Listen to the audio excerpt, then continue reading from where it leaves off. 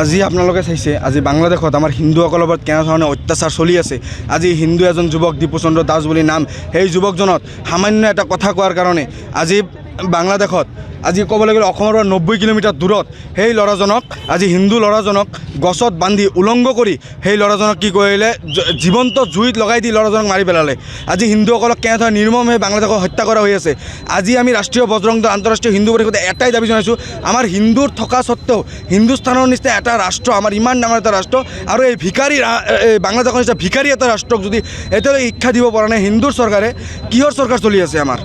কি প্ৰধানমন্ত্ৰী ডাঙৰীয়া যে কৈ আছে আমি হিন্দুৰ চৰকাৰ চলাই আছোঁ হিন্দুসকলক সুৰক্ষা দিয়াৰ কাৰণে, আজি বাংলাদেশৰ হিন্দু সংখ্যালঘু আজি কি সুৰক্ষা দিব পাৰিছে? আৰু মহম্মদ ইউনুছ কুকুৰ এটাই আজি কুকুৰ এটাৰ যেতিয়া ৰাজত্ব চলি আছে, আজি আমাৰ হিন্দুসকল তাতে এনেধৰণে মানে নিৰ্মম হত্যা হ'ব লগা হৈ আছে।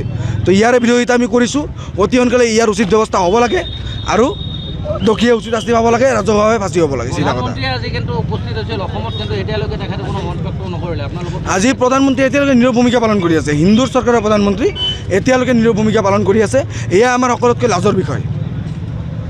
হ'ব, যিকোনো খবৰৰ বাবে যোগাযোগ কৰক 7099017330 লগতে 7099017110 নম্বৰত।